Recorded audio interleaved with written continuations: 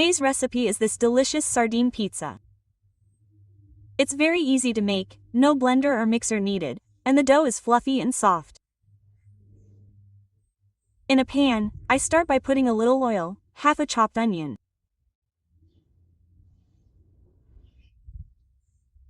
and sauté it over the heat.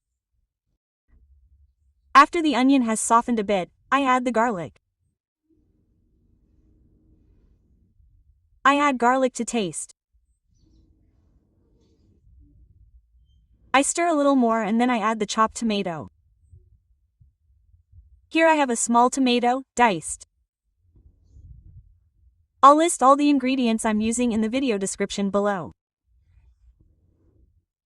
When the tomato has softened a bit, I'll add the peas. Here I have half a packet of peas. I'm not using corn, but you can use corn if you want. Stir a little and then I'll add 2 cans of sardines. I'm using sardines in red sauce, but you can also use those in oil. I just remove the bones and scales and mash them a little with a fork. I put the 2 cans in here. Mix a bit. It's a very easy recipe to make. It's ready in just a few minutes. I mixed it. Now I'm going to add a little tomato sauce. I'm going to use about 3/4 of the tomato sauce packet, but you can also use a whole one, if you like, okay? So it's really to taste. I give it a mix. I'm going to let it cook here for about 2 minutes. It's very quick, okay, everyone? And to finish, green seasoning to taste. I'll also adjust the salt. This is very important, okay?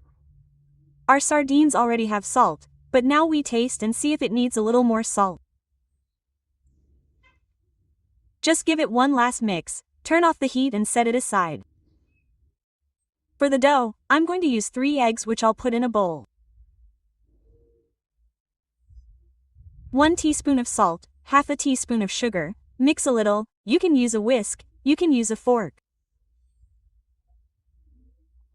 This recipe is going to be made by hand, no blender or mixer needed. Now I'm going to add 240 milliliters of milk at room temperature, and 120 milliliters of oil. This is one of those recipes that marked my childhood. I remember at my godmother's house, and whenever I entered her house, there was always the smell of this pie, this sardine pizza. Tell me in the comments below if this recipe was also part of your childhood. And here I have 3 cups of wheat flour. The cup I'm using as a base is the 240 milliliters cup. This flour here is without yeast, and I sifted it. I mixed it well until it became a very smooth dough. And lastly, I'm going to add a tablespoon of baking powder to this dough, the kind used for cakes, and give it one last mix to incorporate the yeast into the dough. The final texture of our dough will look like this. Look, everyone, it makes a really nice dough. Very smooth. In a 20 centimeters by 30 centimeters pan, greased with oil and dusted with flour. I'm going to add all my dough in here at once. Tell me below what city you're watching from and if you like recipes like this with a taste of childhood. And this recipe is also one of those recipes that used to be at birthday parties back in the day. If you're from that time too, let me know below so I'm not alone. I do this. I spread the dough well all over the pan and then I put spoonfuls of my filling on top.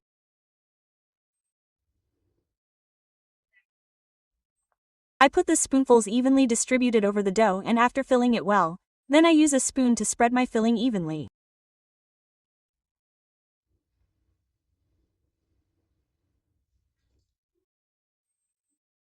To finish my pie and make it prettier, I'm going to put some onion slices on top. That's optional, okay? To taste, and also some tomato slices.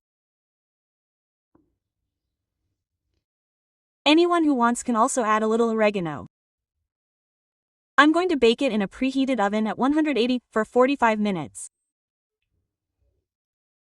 And look at this, guys, the smell here is incredible, incredible.